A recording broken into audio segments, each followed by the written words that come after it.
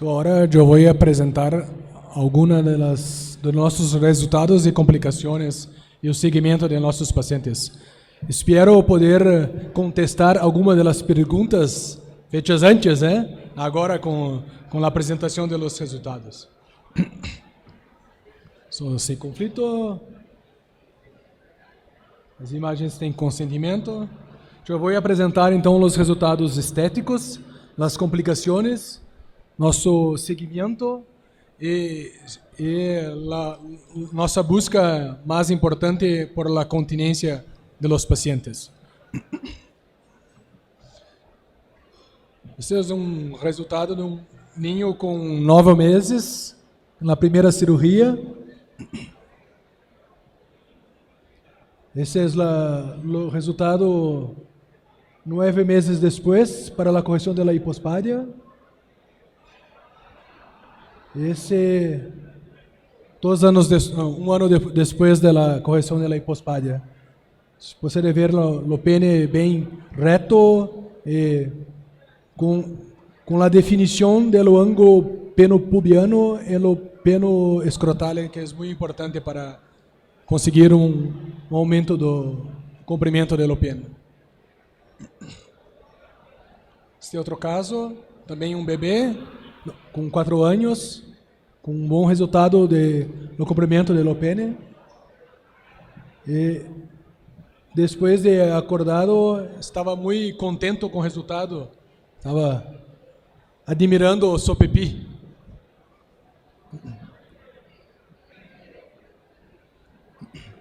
Esse é outro caso.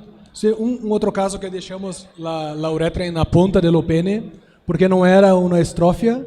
Parecia no começo que era uma estrofia encoberta, mas não era, é só um defeito da parede com a epispadia incontinente.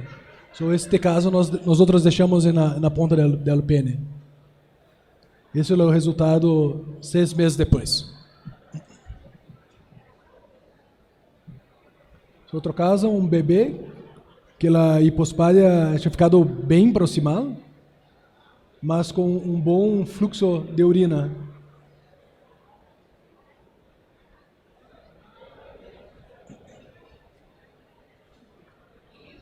Esse é um ninho maior, com 13 anos. Vejam como estava o pene escondido. Esse é o resultado após a cirurgia. Esse antes da cirurgia e esse 6 meses após a cirurgia. Sem encurvamento, pênis mais largo.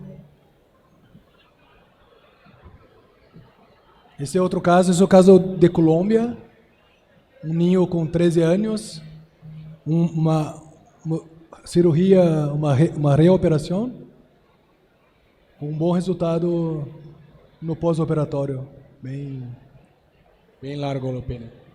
Esse é o caso que o doutor Cristóvão estava com nós outros. Esse é um caso de estrofia de cloaca ao nascimento. Esse é com 2 anos e 9 meses para a cirurgia de Kelly. Vejam que os penes eram bem separados, os hemifalos. Mas ao final, o resultado foi bueno. Esse é o resultado com 30 dias após a cirurgia. Bom tamanho do pênis, reto, sem encurvamento. Esse é um caso de uma ninha com estrofia clássica, 5 meses, cirurgia primária. Na minha opinião, esse é o resultado das ninhas, é muito bueno também, o resultado estético. Esse é o resultado 2 meses depois. Essa é a nossa linha do tempo das cirurgias durante todos os anos. Nós começamos as cirurgias em 2019.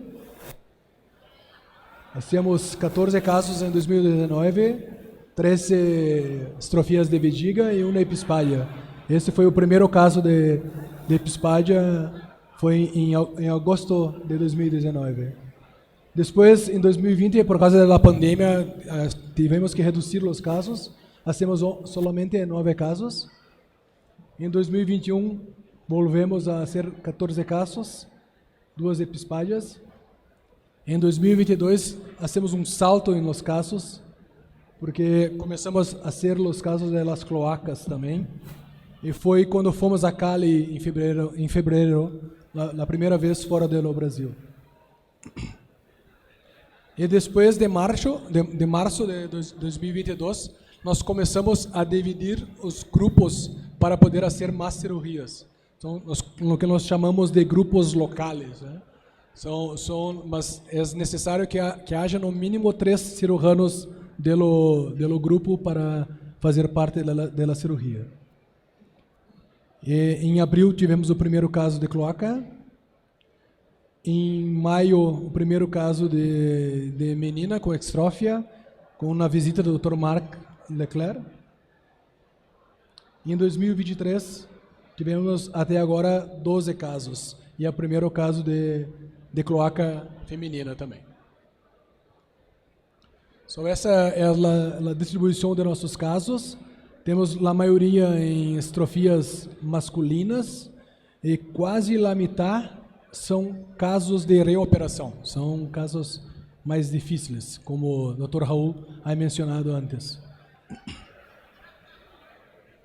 So, hasta agora 80 casos e 42,5% são casos de reoperações.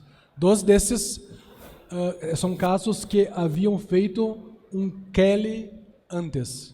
Um desses em Cali, na Colômbia, e outro no Brasil, por um outro cirurgião que não faz parte do nosso grupo.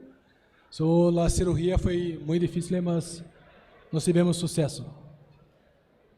Como eu mencionado na outra charla, a maioria dos pacientes nos deixamos com uma hipospadia.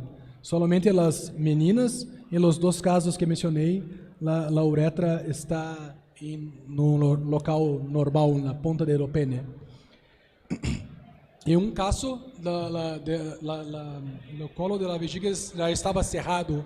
Então, neste caso, nós só fizemos o Kelly e não reconstruímos a uretra. Bom, vamos falar um pouco das complicações. Então, não tivemos nenhuma deiscência da vejiga, nem do pene. Em um dos casos, tivemos uma perda de metade ou parcial de uma das metades das glândulas. Tivemos 4 complicações da parede abdominal, 2 eviscerações, uma delas solo no aumento e 2 hérnias. Por isso, eu vou mostrar depois que fizemos a modificação do cierre da parede. E tivemos 10 casos de fístulas suprapúbicas, mas a grande maioria já cerrado espontaneamente, sem necessidade de cirurgia.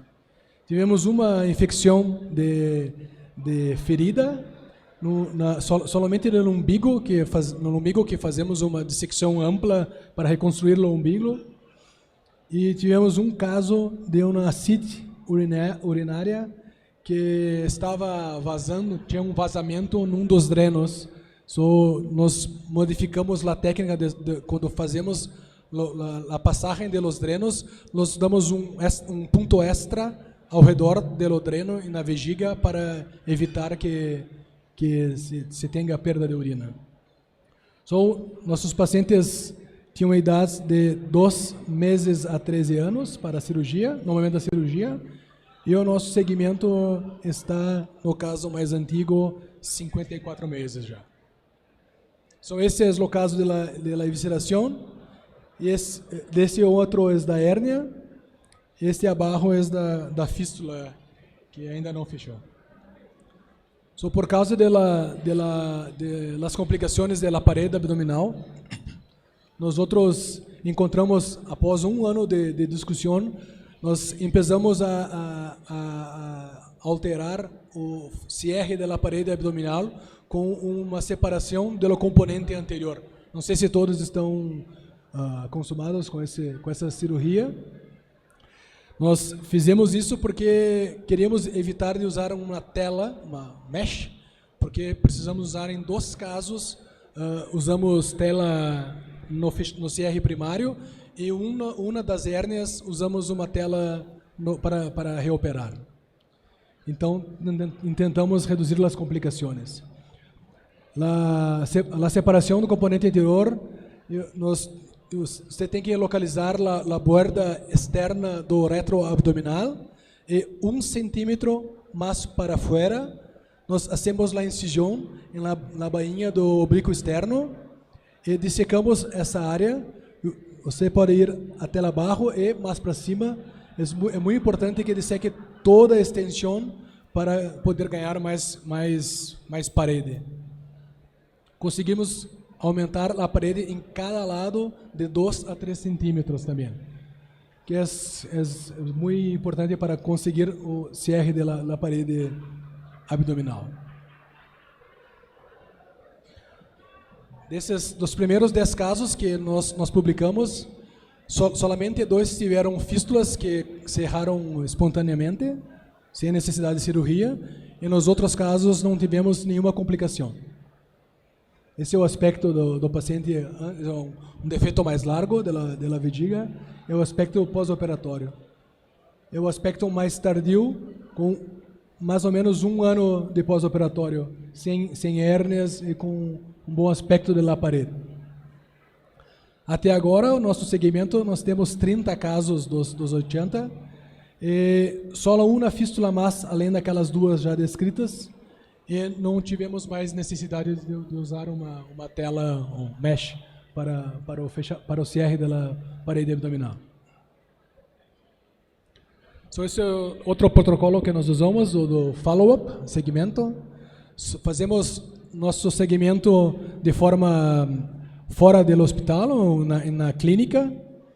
Fazemos ultrassonidos às 4, 8 e 12 semanas depois do pós-operatório e depois a cada 3 meses, e depois uma vez por ano. Fazemos após 1 ano fazemos uma uretrocistografia miccional para medir a vejiga. E em alguns casos selecionados, se há uma hidronefrose persistente, nós outros fazemos uma cintilografia para medir a função dos riñones. Agora, dos 80 pacientes, somente 3 têm refluxo, todos de baixo grado, não necessitaram nenhuma intervenção. Tivemos um caso com uma obstrução da junção ureterovesical, que acho visto porque tinha uma hidronefrose progressiva, e nós levamos para a cirurgia e fizemos um redo do reimplante ureteral. Então, os pacientes são o mesmo follow-up. É muito importante, esse é um trabalho de um grupo americano que acerca da função de los riñones. Eles mostram que eles operaram 72 pacientes nesse grupo multi-institucional. Eles avaliaram os pacientes em 10 anos e somente 5% dos pacientes desses 72 evoluíram para uma doença renal crônica em estágio 2. 40% dos pacientes tinham refluxo e 30% alguma cicatriz no riñón. Sin embargo, nenhum deles teve impacto na função ou deterioração da função renal. Então não há problema, apesar do refluxo, não há problema, não se refletiu em uma alteração da função. Uma grande pergunta é acerca da continência desses pacientes. É difícil de dizer quanto tempo um ninho necessita permanecer seco ou dry, né, para dizer que é continente num paciente com estrofia. Mas a maioria das madres descrevem períodos secos e o fluxo urinário que é visto. Nós avaliamos também com ultrassonido e o eletrocistografia para ver o tamanho da vejiga e se existe refluxo. Estamos considerando começar a fazer estudos aerodinâmicos para avaliar também a continência. So, esse é um paciente que corrigimos com a técnica de Kelly. Esse é o seu exame de cistografia um ano depois, com uma boa vejiga, com uma boa capacidade, lisa, com um bom aspecto. Esse é outro paciente, também um defeito grande. Vocês conseguem ver que é uma vejiga de bom tamanho, lisa, o que mostra que a continência parece boa. Esses são alguns dos nossos pacientes que conseguem ter o fluxo de urina, um bom fluxo, que mostra que estamos tendo uma boa continência.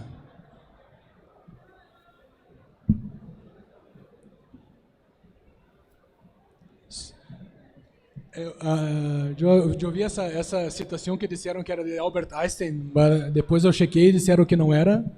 Mas se não era, pode ser mina. Então é muito bueno ficar longe, afastado das pessoas que só acham problemas e não buscam soluções. Muitas graças.